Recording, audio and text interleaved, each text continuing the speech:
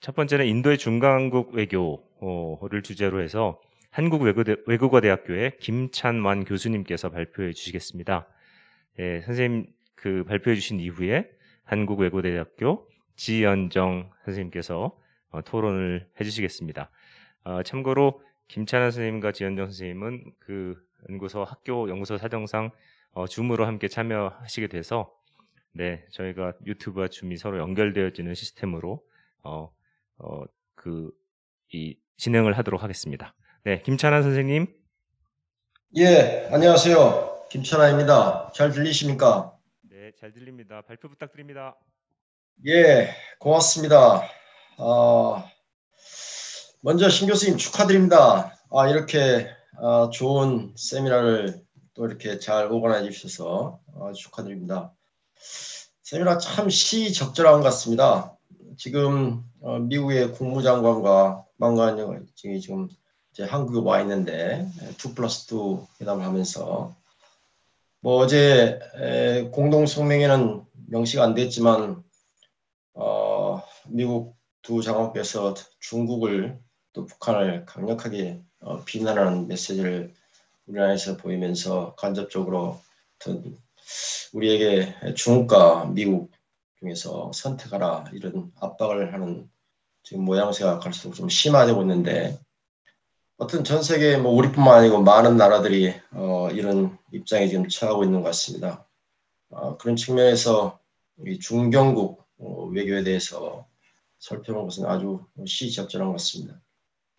사실 제가 지난 10월 30일 날 서울대에서 바로 이 세미나의 중간 발표를 할 때는 제 그때 논문 제목이 인도의 신비동맹 정책 만마싱과 모디 정권의 비교 연구였습니다.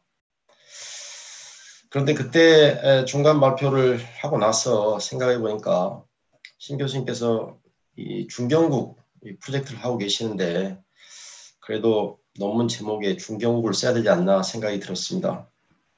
그래서 거의 지난번에 쓴 글에서 좀 많이 글이 달라졌습니다. 예. 그리고 또 오늘 제가 자가격리 때문에 불가피하게 직접 현장에 참여하지 못했습니다. 예, 어쨌든 제 논문 제목은 인도는 중경국 또는 중강국인가 하는 퀘션을 가집니다. 그래서 특히 비동맹 정책, 신비동맹 정책을 중심으로 살펴본 걸로 하겠습니다. 챕터레이션은 먼저 인도의 주요 외교 정책을 살펴보고 나서 이 중경국을 개념을 정의를 내는 그게 세 가지 접근법을 통해 가지고 살펴보는 걸로 하겠습니다. 예, 우리가 잘 아시는 것처럼 코비드-19 상황에서 또 미중 간의 이 경쟁 구도가 더욱더 심화되고 있죠. 바이든 정부가 출범해도 달라진 게 없고 오히려 더 심화되는 상황을 지금 경험을 하고 있습니다. 이럴 때 작년 5월 달에 비동맹 운동 비대면 정상회담이 열렸습니다. 인도 모디 총리는 6년 만에 처음으로 비동맹 정상회담에 참여해서 비동맹의 중요성을 언급을 했는데 하여튼 그 이후에 인도에서 이 비동맹 정책의 적절성과 방향에 대해서 다시 논의가 활발해지고 있는 상황입니다. 그래서 이 비동맹 정책은 잘 아시는 것 같지만 인도가 냉전 때부터 이제 추진하는데 냉전이 일단은 기본적으로 미소 양진영에 대립되는 비동맹 정책이 전통적인 비동맹 정책이 굉장히 유효한 정책이었죠. 그다음에 그런데 지금은 완전히 사실 다른 지금 세상이죠. 그때 당시에 그 두 축 미국과 소련은 인도의 안보에 직접적인 위협으로 존재하지 않았죠. 오히려 두 국가가 인도를 지원하는 그런 입장이었습니다. 소련 같은 경우는 종합공업에 적극적으로 인도를 지원했고 또 군사적으로도 지원했고, 미국은 녹색혁명 같은 것을 지원하면서 인도에 많은 도움을 줬습니다. 지금 현재 중국과 미국 간의 G2 시대에는 이 중국은 인도에 직접적인 유혹을 지금 가하고 있고, 인도도 공식적으로도 중국이 최대 위협이다 이렇게 밝히고 있는 상황입니다. 그렇다 보니까 인도가 그동안 추구했던 전통적인 비동맹 정책을 더 이상 고수할 수 없죠. 그래서 새로운 비동맹 정책을 추구해야 되는 입장입니다. 특히 이제 중국의 대인도 포위 전략이 이제 강화되면서 인도는 전통적인 비동맹 정책에서 벗어나서 국가 안보에서 공동 안보의 필요성을 강하게 지금 느끼고 있는 인식의 전환 단계에 와 있다 이렇게 이해할 수도 있겠습니다. 이런 상황에서 국제 정치에서 전통적으로 추구했던 비동맹 정책을 인도가 지속해야 되는지 아니면 어떤 변화를 택해야 되는지 살펴보는 것도 중요하고, 더 나아가서 미중 주도권 경쟁 상황에서 인도는 어떤 스탠스를 취하고 있고, 그 과정에서 과연 인도를 중견국 또는 중강국이라고 할 수 있는지를 논의해보는 것은 굉장히 의미가 있다고 생각합니다. 예, 인도 외교 정책 주요 기조를 간략히 제가 표로 정리했는데, 이건 이제 2008년도에 발표한 논문의 한 자료인데, 보시면 알겠지만 기본적으로 인도 현 지금 모디 정부는 중국을 견제하는 글로벌 파워가 되겠다는 겁니다. 명확하게 물론 공식적으로 명시하고 않지만 그 외교 정책의 면면을 살펴보면 중국을 견제하는 글로벌 파워가 되겠다는 게 목표다 이렇게 얘기할 수 있겠습니다. 그 전에 만만싱 정부는 중국을 특정해가지고 이렇게 견제하는 글로벌 파워가 되겠다는 이 멀티폴러 다극 체제에서 one of them, a great power가 되기를 원했죠. 이 목표를 달성하기 위해서 기본적으로 신비동맹을 추구하는데, 그 비동맹의 이제 구체적인 정책들을 살펴보면은 남아시아를 대상으로 해서는 지금 현 모디 정부는 주변국 우선 정책을 추구를 하고 있습니다. 그래서 뭐 부탄이든 네팔이든 방글라데시든 스리랑카 등 그런 국가들에게 주변국 우선 정책을 추구하고 있죠. G2 미국과 중국에 대해서는 당연히 중국을 견제하는 글로벌 파워다 보니까 적극적 친미 또는 범친미를 추구하고 있습니다. 과거에 만만싱 정부는 굉장히 중국에 대해서 온건 정책을 취해왔습니다. 그게 국경 문제든 그 다음에 인도 태평양 지역에서 갈등이든 간에 온건책을 추구하는데, 모디 정부는 기본적으로 대중 강경책을 추구하고 있습니다. 지난 2000년도 5월 달부터 지속된 히말라야 국경에서 벌어진 중국과 인도의 대치 상황을 봐도 얼마나 인도가 강경책을 추구한 것을 우리는 잘 알 수 있습니다. 그 전에 2017년도에 부탄의 도클람 사태가 있을 때도 그 73일 동안 군사 대치를 했죠. 과거에 없었던 대중 강경책을 볼 수 있습니다. 우리 한국이 포함된 동아시아 지역에는 이제 적극적 동방책, 소위 말하는 액트 이스트를 추구하고 있고, 프로젝트 모상 같은 걸 추구를 하고 있습니다. 그다음 또 이제 중국을 견제하는 글로벌 파워가 되기 위해서는 모디 정부는 링크 웨스트, 소위 말하는 적극적 서방 정책도 추구하고 있습니다. 이런 모디 정부의 정책과 이제 만만싱 정부의 정책을 이제 우리가 비교해서 봤을 때, 그전에 만만싱 정부의 전체적인 어떤 외교 정책은 이 quiet diplomacy, 조용한 외교의 방점에 찍혔다면, 이 모디 정부는 지금 인도의 모디 정부는 신속 외교, 또 준외교. 이 준외교가 뭐냐면 기본적으로 모든 국가가 다 그렇지만 외교는 연방정부 소관이죠. 중앙정부 소관인데 주정부도 각 주정부도 적극적으로 외교 관계에 좀 나서라. 이게 바로 파라 디플로마스입니다. 그다음 소프트웨어도 굉장히 강화를 하고 있습니다. 그래서 이런 정책을 추구하면서 현 모디 정부는 인도 태평양 지역에 방점을 두고 있습니다. 과거의 신정부에서 동아시아에 방점을 뒀다면 모디 정부는 인도 태평양으로 그 영역을 확대를 했습니다. 이런 인도의 주요 외교 정책을 좀 더 자세히 보려면 우리는 1월 26일 날 공화국 기념일에 주빈 치프 게스트들이 누구 오는 걸 좀 볼 수 있습니다.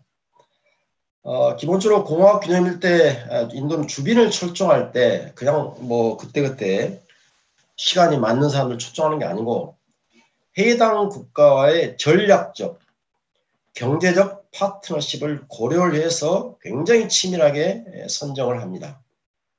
다시 말하면 인도 외교의 프라이어티, 우선순위에 따라서 결정을 한다는 거죠. 그래서 지난 10년 동안 인도 공화국 기념일날 리퍼블릭 데이 1월 26일 날 초청을 받은 주민들의 리스트가 여기 있습니다. 보시면 알겠지만 2010년도에 우리 이제 이명박 대통령이 인도의 주빈이었죠.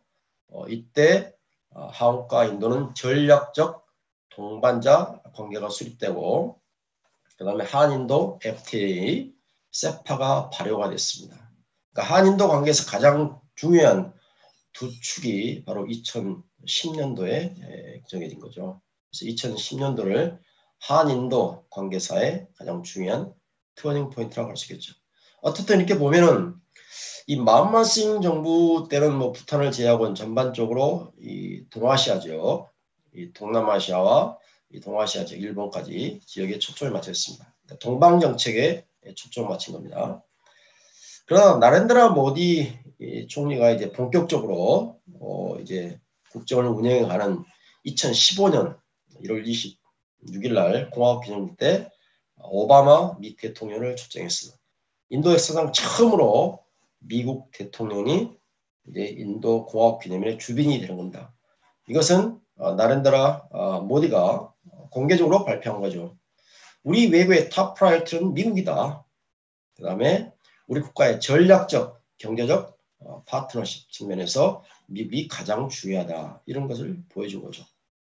그 외에 이제 프랑스, 뭐 지금까지 영국, 일본까지 해서 적적 서방 정책, 링크 웨스트를 강화해 나가고 있습니다. 물론 중간에 뭐 아세안 10개국 정상이나 이 브릭스 멤버 중, 또 입사 멤버 중 남아원과 브라질이 있지만 전체적인 맥락은 링크 웨스트를 강화합니다. 그럼 현 모디 정부는 뭐 동남아시아나 이 동아시아 지역을 뭐 등아시아나 그거 아니다. 기존에 구축된 그 전략적 동반자 관계를 계속 발전시켜 나가면서 그다음에 새롭게 미국이나 서방 국가들과 관계를 더 돈독히 해서 중국을 견제하겠다는 뜻이죠. 그래서 이걸 도식하면 지금 그림과 같습니다. 그래서 이제 G2인데 미국과 중국인데 이 바로 중국이 인도를 포위하면서 인도의 안보를 위협하고 또 실질적으로 국경에서 대치를 하는 군사 대치를 하는 이런 형국 때문에 이 중국을 견제하는 대국이 대기에서 인도가 추구하는 게 적극적 동방 정책과 적극적 서방 정책인 거죠. 근데 이 여기에는 기존에 없었던 인도 태평양 전략이 이제 본격적으로 들어가는 겁니다. 그래서 여기에 끝자락에는 항상 미국이 있죠.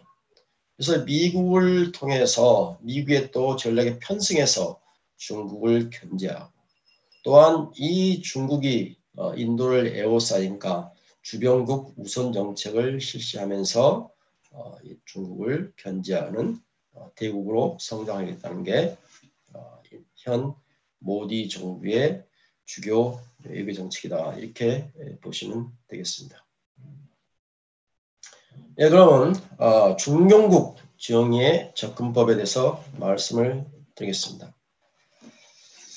보시는 바와 같이 이 중경국의 모든 선생님들이 다 이 프로젝트에 참여한 선생님들이 그걸 읽어보셔서 아시겠지만 이 중경국, 중간국에 대한 이 개념이 또 정의가 학자들마다 다르다는 것을 확인하셨을 겁니다. 그래서 강신주 선생님께서 쓰신 글을 저는 주로 참조를 하고 그걸 바탕으로 사실 이런 글을 제가 썼습니다. 그래서 거기 보면은 이 중경국에 대한 개념은 뭐 2등 그룹 국가, 강대국, 중간 국가, 중경국, 중간 범위 국가, 지역 강대국 같은 각기 다른 용어를 쓰고 있습니다. 학자들마다. 네. 근데 이제 최근에 이제 보니까 대부분 많은 학자들은 중경국이라는 용어를 또 많이 쓰고 우리 신 교수님은 중강국이라는 용어를 씁니다. 근데 이렇게 과연 이렇게 학자들마다 용어가 다르고 이 개념 정의가 어려운데 꼭 이걸 인도에 대입할 필요가 있냐 하는 것은 그럼에도 불구하고 미중 간의 경쟁이 지금 심화되고 있는 상황에서 인도는 어떤 입장을 추구하는가 이런 것은 의미가 있다고 볼 수 있겠습니다. 그래서 이걸 좀 구체적으로 인도가 과연 중경국 또는 중강국인가를 답을 좀 찾기 위해서 우리 강선주 선생님께서 정리하신 그 글을 보면은 이 중경국을 정의하는 사용되는 가장 대표적인 접근법을 국가 속성, 형태적, 정체성과 아이디어 접근법을 사용한다 이렇게 얘기를 하고 있더라고요. 그래서 제가 이걸 한번 인도에 적용을 해본 겁니다. 네. 그래서 먼저 그럼 국가 속성 접근법 측면에서 살펴보면 뭐 오건스키 유명하죠. 세력정의 이론에서 다 아시는 국제 정치를 하신 분들은 기본적인 다 아시니까 어쨌든 오건스키는 국가들을 4개 계층의 국제 위계 차원에서 구분을 했죠. 그래서 위치적 개념으로 적용합니다. 그러니까 국가의 물리적인 능력이 어디냐에 따라서 그레이트 파워든 도미넌트 파워든 이렇게 구분을 했죠. 또 다른 것은 국가 속성 측면에서 좀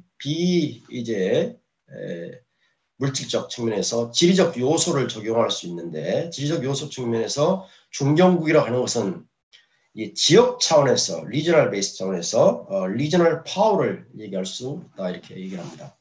이게 이제 인도에서 사실 시사하는 바가 크죠. 인도는 남아시아 지역이기 때문에 그동안 사실 남아시아의 맹주로 인정을 받아왔죠. 그래서 이런 국가 속성 측면에서 지리적 측면에서 강대국, 남아시아의 강대국이라고 이제 얘기할 수 보면은 이런 기준으로 보면은 얼뜻 보면은 인도는 중경국이라고 얘기할 수 있겠습니다. 그런데 좀 더 구체적으로 살펴보면은 인도는 더 이상 지역 차원의 강대국이 아니다 할 수 있겠습니다. 인도는 요즘에 자기가 남아시아의 과거처럼 냉전 기간 동안에 남아시아의 리더다 또는 리저널 파워다 이런 걸 여기에 대해서 거의 알레르기 반응을 일으키고 있습니다. 굉장히 거부를 하고 있죠. 사실 인도의 그 외교에서 쭉 보면은 2004년부터 굉장히 중요한 터닝 포인트가 나타난 건데 잘 알겠지만 2004년도에 이제 대규모 동남아 쓰나미가 있었지 않습니까? 인도 또한 그때 많은 피해를 당했는데 인도는 그때 자존심의 외교를 펼치기 시작하면서 자신도 피해를 당했지만 오히려 동남아시아 지역을 도와주는 그런 모습을 보였죠. 그것은 이제 인도가 이제는 남아시아의 우물 안의 개구리, 남아시아의 매물은 남아시아 리더로만 머물 게 아니고 그 동남아시아 지역에도 영향력을 확대할 필요가 있겠다. 이런 생각을 가지고 시작한 거죠. 특히 최근에 모디 정권은 인도 태평양 지역에 외교 역량을 집중시키고 있죠. 인도 태평양 지역에 외교 역량을 집중시키고 있습니다. 이것은 다시 말하면 세계적인 차원에서 더 이상 지역적인 차원이 아니고 세계적인 차원에서 중국을 견제하는 대국으로 자리매김하겠다 이런 생각을 가지고 있다. 이런 측면에서 보면 그게 위치적 개념이든 또는 지리적 요소 측면에서 봤을 때 인도를 준경국이라고 하기에는 무리가 있지 않나 이렇게 생각해 봅니다. 다음은 형태적 접근법입니다. 형태적 접근법은 기본적으로 국가가 중경국처럼 행동하느냐 아니냐에 따라 어떻게 행동하느냐에 따라 비해입을 어떻게 하냐에 따라서 그 중경국의 지위를 결정할 수 있다 이렇게 얘기를 하고 있습니다. 이들 중경국들은 기본적으로 국제규범을 옹호하고 국제사회 내에서 국제규범이 굳건하게 수립되는데 도움을 줄 수 있도록 역할을 하려고 중재나 또는 연합을 형성한다거나 뭐 다자주의를 형성한다거나 또 타협을 도모한다거나 이런 행태를 취하고 있습니다. 중요한 것은 이런 행태를 취하면서 이런 국가들이 어떤 개별 국가나 또는 자기 동맹이나 또 자신의 자국의 어떤 이익보다는 국제사회 전체의 이익을 반영하는 굉장히 이타적인 외교 행태를 보인다 이렇게 얘기를 하고 있습니다. 굉장히 이상적인 행태죠. 외교 행태죠. 그런데 이런 행태적 접근을 봤을 때 냉정기간 인도는 중경국이었다고 할 수도 있습니다. 왜냐하면 냉정기간 또한 인도는 비동맹의 맹주로서 국제규범을 옹호하면서 때로는 이타적인 외교 행태를 보였거든요. 예를 들어서 47년, 48년 때 인도와 파키스탄이 전쟁을 할 때 인도는 월등히 우월한 군사력을 가지고 있었음에도 불구하고 파키스탄을 밀어버릴 수 있는 군사력을 가지고 있었음에도 불구하고 이것을 유엔으로 가져가서 유엔의 결정에 따른다거나 또는 팔레스타인 지위를 확보하기 위해서 계속해서 국제사회에 목소리를 낸다거나 또 남아공의 아파르타이드 문제, 인종 문제에 대해서 계속해서 지지를 표출한다거나 이런 식으로 때로는 정치적, 때로는 경제적 실익을 포기하면서도 이타적인 외교 행태를 포기하는 이타적인 외교 행태를 보였습니다. 이런 측면에서 형태적 측면에서 냉전 기간 동안 인도의 비동맹 정책은 준경국이라고 할 수도 있겠죠. 하지만 현 모디 정부하에서 인도를 우리는 더 이상 형태적 중경국이라고 하기에는 좀 무리가 있지 않냐.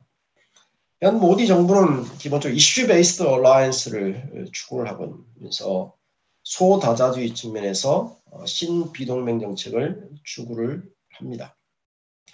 그런데 이걸 또 이렇게 얘기하면은 기본적으로 형태적 측면에서 봤을 때 연합을 형성하고 다자주의를 추구하는 게 형태적 접근 측면에서 중경국이니까 이건 인도 중경국이 아니냐 이렇게 얘기할 수도 있겠죠. 그런데 중요한 것은 인도가 어떤 이타적인 측면에서 이런 행위를 하는 게 아니라 중국을 견제하는 대국으로 성장하기 위한 전략으로서 이걸 행하는 거지 이슈 베이스 얼라이언스 하는 거지 어떤 국제사회의 규범을 지키고 또는 이타적인 외교를 펼치기 위해서 그런 건 아니다. 또 하나 이 사례를 보면은 남아시아 지역에서 중국의 영향력이 자꾸 이제 강화되고 그러다 보니까 이제 이런 약속들을 좀 혼을 내기 위해서 예를 네팔이나 부탄 등의 보복 정책을 시작한 경우가 있었습니다. 네팔과 부탄은 전통적으로 인도의 지원 없이는 생존이 불가능할 정도로 굉장히 취약한 히말라야 내륙 약소국가였죠. 근데 특히 이제 에너지 자원을 인도에 전적으로 의존하다 보니까 이들 두 국가들이 이제 인도 말을 안 들으면 항상 에너지 수송로를 차단해가지고 보복을 하면 그게 한 달이 못 가고 항복하는 이런 모양새가 네팔과 부탄에서 자주 볼 수 있죠. 이렇게 인도가 중국의 영향을 차단해서 네팔과 부탄에 보복하는 행태를 과연 선한 국제 시민으로서의 중경국의 행동이라고 얘기할 수 없다 얘기입니다. 즉 행태적 접근법 측면에서 중경국을 얘기할 때 이 중공국의 행동 중에 하나가 선한 국제 시민의 행동의 모습이 보인다고 얘기를 합니다. 그런데 모디 정부는 그런 모습이 안 보인다고 얘기할 수 있겠죠. 그래서 형태적 접근 측면에서도 인도는 중견국이 아니다고 말씀드릴 수 있겠습니다. 그 다음 이제 정체성과 아이디어 접근법에 대해서 좀 살펴보겠습니다. 이 아이덴티티와 이 아이디어 접근법은 특히 이제 사고의 상태죠. state of ideas. 그러니까 이 정체성을 이제 중요시하는데 다시 말하면 중견국성은 국가가 의도적으로 외교정책에 자긍식을 불어넣기에 채택하는 특별한 외교정책의 문화다, 컬처다고 이해를 하고 있습니다.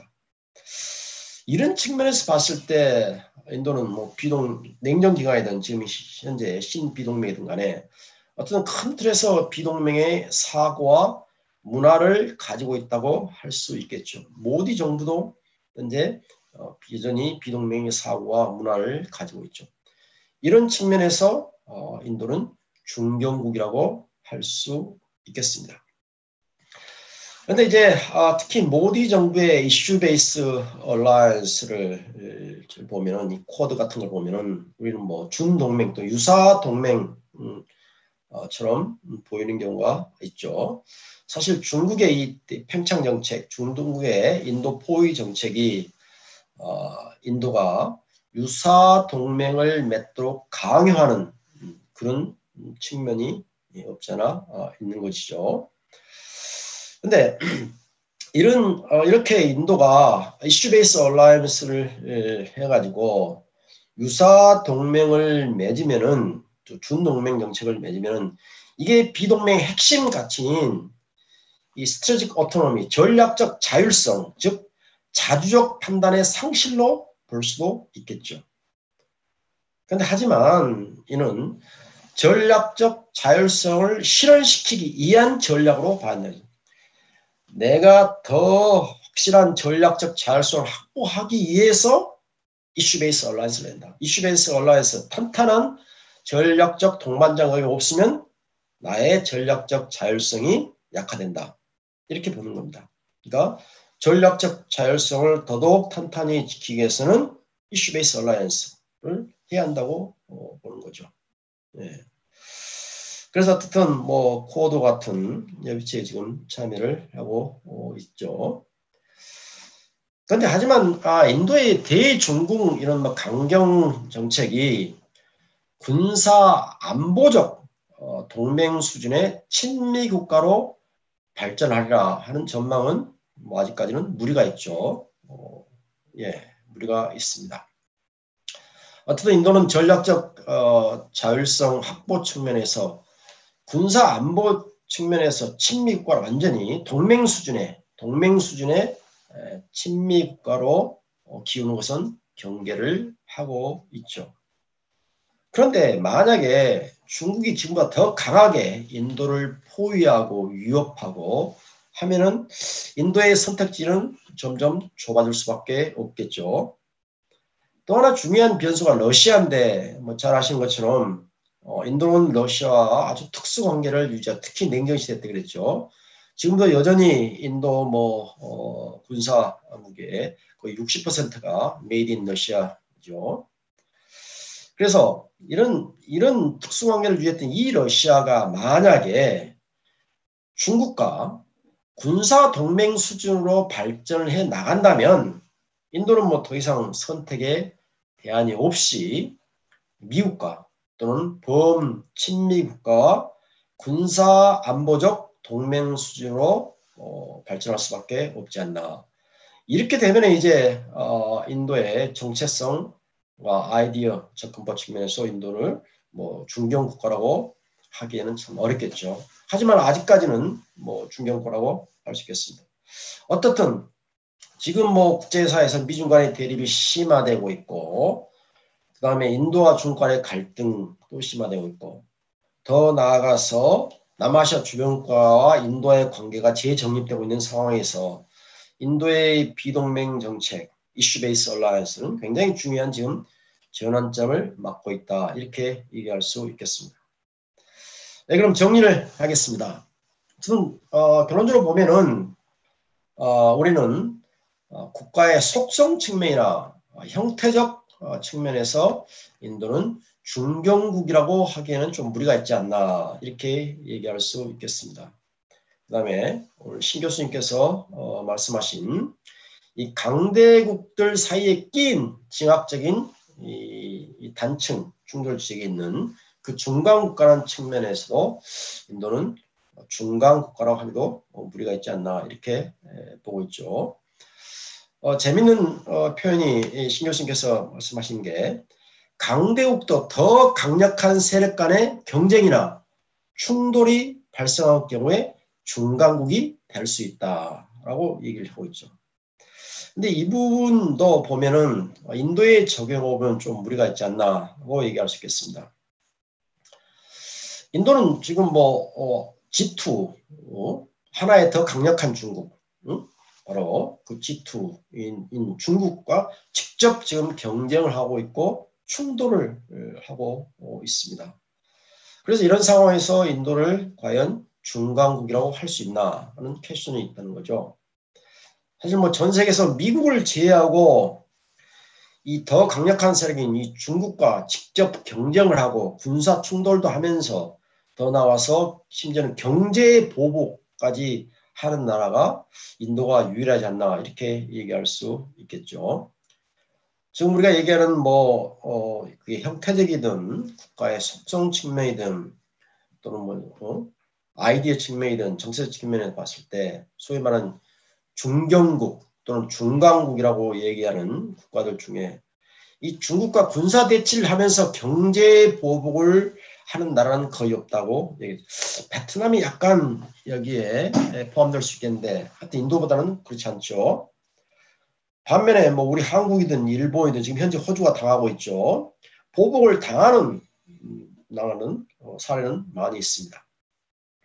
그래서 우리는 이렇게 할 수 있겠죠. 오히려 사안별 동맹, 이슈 베이스드 얼라이언스를 통한 강력한 전략적 동반자 관계의 구축으로 전략적 자율성을 확보해 나가면서 중국을 견제하는 대국으로 성장하고자 하는 이 목표가 오히려 더 명확해지고 있다. 예. 그러다 보니까 우리는 인도를 국가의 속성이나 형태적 측면이나 또는 진학적 단층 사이에 낀 중간국이라고 얘기하기는 좀 무리가 있지 않나 이렇게 얘기할 수 있겠습니다. 하지만 인도가 지금 여전히 신비동맹 정책을 추구하고 있기 때문에 정체성과 아이디어 측면, 접근법 측면에서는 중견국이라고 할 수 있겠습니다. 예, 이상으로 제 발표를 마치겠습니다. 고맙습니다. 네, 고맙습니다. 김찬환 교수님. 인도 외교와 관련해서 중견국, 중간국 개념을 가지고 적용해 보시면서 좋은 발표를 해주셨습니다. 바로 이어서 지현정 선생님께서 그 김찬환 선생님 발표와 또 인도 외교에 대한 토론을 해 주도록 하시겠습니다. 선생님.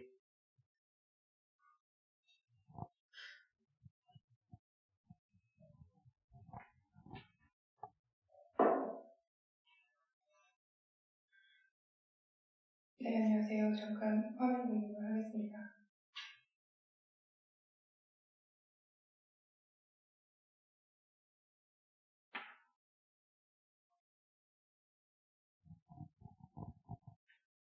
제 화면이 보이십니까?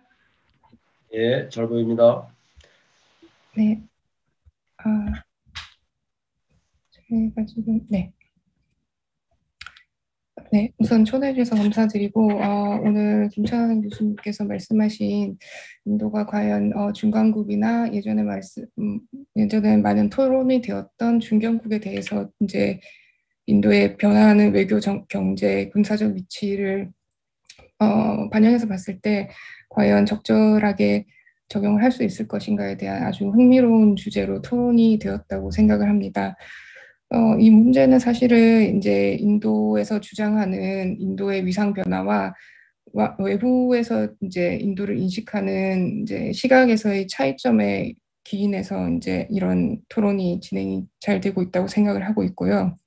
이론을 현실을 어떻게 반영을 해서 보강을 하거나 아니면 새로 이제 개념 정립을 할 수 있을지는 앞으로 조금 더 지켜봐야 할 문제이겠지만, 과거에 비해서 인도의 지정학적 위치라든지 이를 기반으로 해가지고 이제 어떤 경제적, 외교적, 군사적 위상이 달라졌는가에 대해서 살펴보지 않을 수가 없습니다.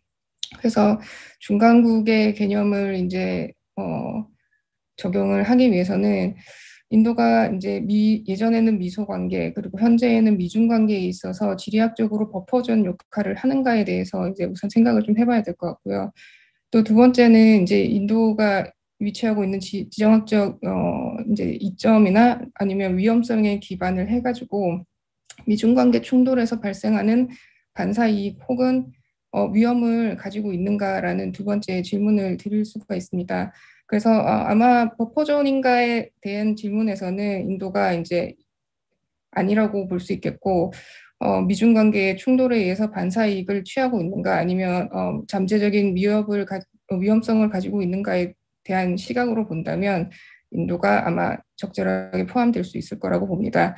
그래서 여기에는 간단하게 이제 인도의 지정학적 위치에 기반을 해가지고 주요 정책적인 범위라든지 이제 스콥이나 익스텐션이 어떤 식으로 확대되고 있는지를 간단하게 이제 정리를 해봤습니다. 그래서 과거에는 인도가 남아시아의 국가 혹은 남아시아의 주변 국가도 아주 소극적인 외교 행태를 보이는 국가로 있었지만 현재의 인도는 이제 인도 태평양 지역의 주요 거점 국가로서 아주 적극적인 외교 행태를 보이고 있다고 할 수 있습니다. 그래서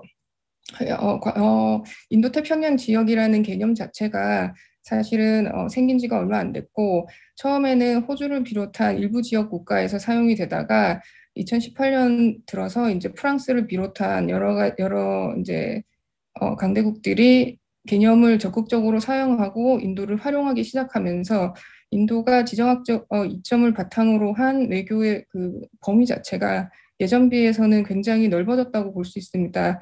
그래서 아까 김찬환 교수님께서 말씀하셨듯이 이제 쿼드라고 하는 사자회담의 주요 국가로 미국의 나머지 세 국가는 이제 미국의 주요 동맹국이고 인도가 적극적으로 참여해서 중국을 견제하는 그런 국가로 되어 있고 이 외에도 사실 아세안 플러스 3나 아니면 글로벌 사우스 아니면 브릭스 아니면 여러 가지 전 세계 교통을 잇는 주요 지리적 이점을 가지고 있는 국가로서 이제 인도가 전 국제 정치에서 예전보다는 크게 부상했다고 볼 수가 있습니다.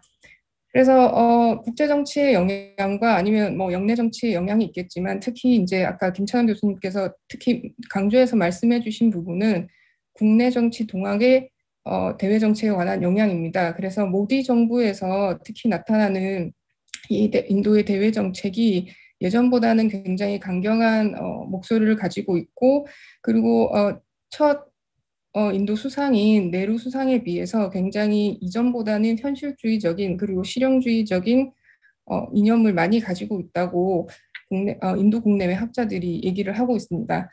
그래서 정책 토론은 사실 세 가지 포인트를 기본으로 두고 있습니다. 아까 잘 요약을 해주셨는데요. 비동맹주의가 예전에는 이제 주요 정책적 포인트였고 지금은 전략적 자율성 그리고 전략적 동반자 관계를 통해서 인도가 그 외교 관계에 굉장히 확대를 하고 있고 그렇지만 이제 이론학자들은 포인트를 여러 가지로 두고 있습니다.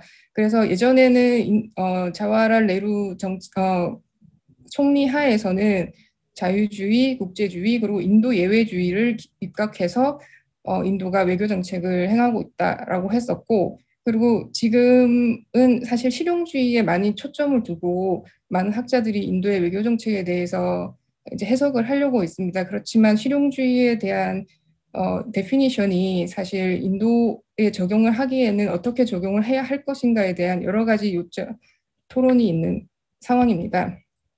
그래서 인도의 전략적 자율성과 인도의 외교 관계 행태를 어떤 기준으로 볼 것인가가 요즘에 가장 이제 하이라이트가 되는 부분이 인도 미국 관계입니다. 그리고 인도 미국 관계를 보는 데 있어서 인도 중국 관계의 국경 분쟁 및 대화, 그리고 미중 관계에 있어서의 인도의 역할, 그리고 미중 분쟁에 있어서의 쿼드의 역할, 그리고 이와 별개로 인도가 국제기구나 조약, 특히 이제 핵무기 관련한 국제기구나 조약에 있어서 어떤 식으로 외교를 펼치는가, 또 인도가 이제 UNSC의 퍼머넌트 시트를 얻기 위해서 어떤 식으로 노력을 하고 있는가에 대해서 많은 초점을 두고 보고 있고, 그리고 예전보다는 인도가 그 인도의 대중동 정책이 조금 이제 등한시되는 부분이 있었는데, 이 부분에 대해서 인도가 굉장히 적극적으로 나오고 있으면서 과연 인도의 이제 예전에 비해서의 외교 정책의 위상이 어떻게 달라졌는가를 보는데 꼭 중요한 핀포인트로 볼 수 있는 지역이라고 할 수 있습니다. 그래서 간단하게 그냥 두 가지 질문을 드리면, 아까 여기 질문하고는 조금 다릅니다만, 아까 김찬현 교수님께서 말씀을 해주셨을 때 끝부분에서 이제 인도가 앞으로는 친미 동맹국의 길을 택할 수도 있다는 그렇게 말씀하셨는데, 제가 알기로는 그 현재 인도의 그 포럼 미니스터인 자이샹카르가 작년에 책을 내면서 사실은 인도가 비동맹 기조를 아직 버리지 않고 있다라는 표현을 썼고, 어제 오늘의 그 쿼드 서밋에 대한 여러 가지 아티클들이 나오고 있는데, 특히 인도 내 그리고 미국 띵탱크에 있는 인도 학자들이 인도가 군사적 동맹의 가능성을 두고 있는 것에 대해서 굉장히 회의적인 시각을 보는 분들이 많습니다. 그리고 미국에서도 실제로는 이제 외부적으로는 프로모션을 많이 하고 있기는 하지만 워싱턴에서의 시각에서는 인도가 군사적 동맹에 할 수 있는가에 대한 그 제한성에 대해서 좀 인식을 많이 하고 있다는 것으로 알고 있는데요. 그래서 인도가 앞으로 친미 동맹국에 준하는 길을 과연 택할 것인가 하는 데 대해서 좀 더 자세한 말씀을 들어보고 싶고요. 두 번째는 그 인도가 과연 비동맹 기조나 이것을 버리는 것인가에 대해서 한번 여쭤보고 싶습니다. 그래서 일부 학자들에 따르면은 인도가 말하는 전략적 자율성은 사실은 비동맹 기조를 리브랜드 한 것이다. 그러니까 리메이크 한 것이다라는 이제 여러 가지 말들이 있는데요. 이에 대해서 어떻게 두 부분이 양립할 수 있는지에 대해서 말씀을 들어보고 싶습니다. 감사합니다. 네, 고맙습니다. 또 그 좋은 발표 그리고 또 좋은 토론 해주셔서 인도에 대해서 굉장히 커다란 그 아웃라인이 잡히는 것 같은 이제 그런 느낌이 드는데요. 지금 유튜브로 참여하고 계신 그 이제 참여자들께서도 유튜브 채팅창을 이용해서 질문을 올려주시면 또 질문을 전달하도록 하겠습니다. 일단 그 김찬환 교수님께서 이제 굉장히 그 재미있는 토론 포인트를 말씀해 주셨는데, 인도를 중견국과 중간국이라는 개념을 가지고 적용해서 인도 외교를 설명할 수 있는 가능성을 다양한 방법으로 말씀해 주셨습니다. 이제 이 시점에서 저희가 진행하고 있는 이 프로젝트에 대한 그 설명을 잠깐 드릴 수밖에 없는 지점인데요. 지정학적 중간국이라는 것은 중견국과는 이제 다른 개념이라는 사실을 이제 먼저 말씀을 드립니다. 김찬환 교수님 발표해 주신 데서 잘 나온 것처럼 이 중견국이라는 개념 자체는 그 국가가 가지고 있는 국력, 그 다음에 이런 국가의 속성 이런 것들을 기준으로 해서 중간 정도의 어떤 국력들을 가지고 있는 이제 그런 개념으로 초보적으로는 시작되었고, 이것이 점차 중재라든가 국가들 사이에서의 비어져 있는 그 국제 네트워크 상에서의 빈 공간, 즉 네트워크 용어로는 뭐라고 하죠? 제가 갑자기 용어가 생각이 안 나는데, 네트워크 상에서 비어져 있는 공간, 그러니까 그 스트럭처럴 홀이라고 하죠. 구조적인 공백이라는 부분에 링크를 침으로써 자신의 어떤 위치 권력들을 확보하고 강화하는 그런 행태적인 외교를 보이는 경우에 또 중견국이라고 부르기도 하고, 또 말씀해 주신 것처럼 이게 이제 이념적으로 자기 스스로가 가지고 있는 자신의 어떤 프레스티지를 높이기 위한 그 이념들 그리고 또 가치 외교 이런 것들을 통해서 자국의 위상을 높여가는 이제 그런 일련의 행태들을 중견국 외교라고 정의를 하지 않습니까? 근데 이제 저희가 이 프로젝트에서 관심을 가지는 부분은 아주 강력한 세력들이 충돌해서 만들어지는 지점이 전통적인 지정학 그 이론에서 나오는 지정학적 단층대입니다. Geopolitical Fault죠. 그러니까 이 지정학적 단층대에 연루되어진 국가는 바로 이 강대국의 충돌이라고 하는 국제정치적인 구조에 의해서 받게 되는 압력이 분명히 있습니다. 그래서 그런 압력들 속에서 어떻게 이 자신의 외교정책적인 딜레마를 해결해 나가느냐를 분석하는 개념으로서 지정학적 중간국이라는 개념이 있는 거죠. 그러니까 지정학적 중간국 개념은 중견 국가는 확실히 구분되어지는 개념이라는 것들을 한번 말씀드리고 싶고요. 그래서 사실은 그 양측면을 김찬환 교수님께서 다 설명을 해주셨습니다. 그러니까 중견국 개념을 적용해 봤을 때 어떤 일정 부분에서는 인도가 냉전 시기에 중경국적인 측면이 있지만 이제 탈냉전 시기 들어와서 인도는 완전한 강대국으로 향해서 나아가고 있는, 그래서 중견국이라는 이름으로 담아내기엔 너무나 큰 국가이다라는 부분에 저는 전적으로 동의를 합니다.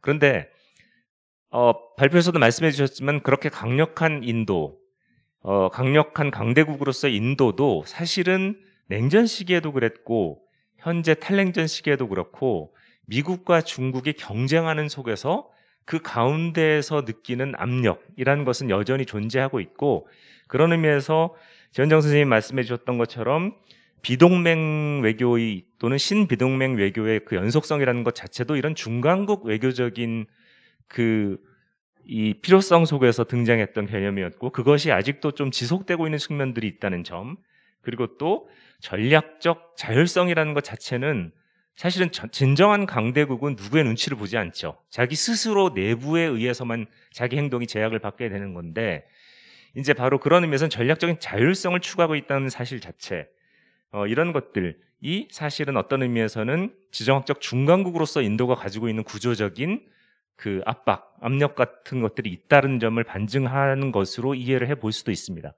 따라서 이제 제가 드리는 질문은, 그렇다면 이제 저는 이제 지금 도리어 김찬환 교수님과 지현정 교수님의 설명을 들으면서 인도는 이제 분명히 강대국인데 강대국임에도 지정학적 중간국으로서의 압력이 있는데 이것을 풀어나가는 방법으로 중견국 외교를 넘어서는 강대국 관계, 즉 전략적 삼각관계라든지 미국과 중국과 인도 사이에 만들어지는 전략적 삼각관계라든지 이런 강대국 외교를 통해서 이런 것들을 풀어나가려 하고 있구나라고 하는 그 인도 특유의 그 강대국으로서의 지위를 활용한 이 해법들을 찾아가고 있다는 점을 밝혀주셨다는 점에서 굉장히 이제 많이 배웠고요.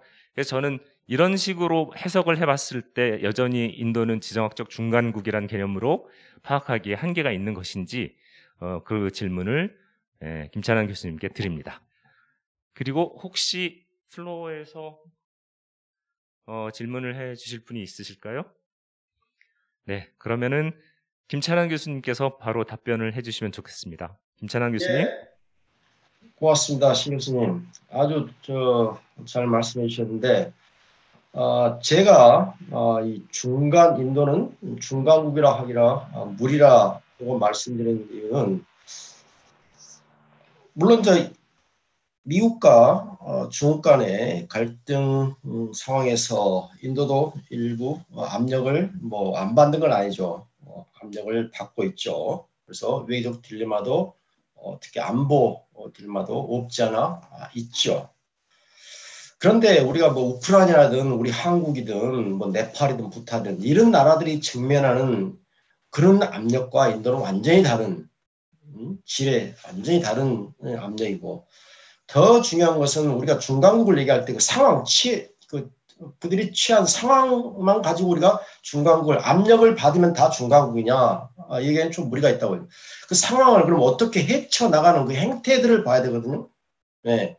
행태들을 봤을 때 그게 우리나라도 그렇고 우크라이나도 그렇고 우리는 전략적 모호성이라는 용어를 많이 쓰죠. 우리나라는 미중 간에 이 압력을 봤을 때 전략적 모호성, 양자택일할 때 전략적 모호성을 택하고 있죠.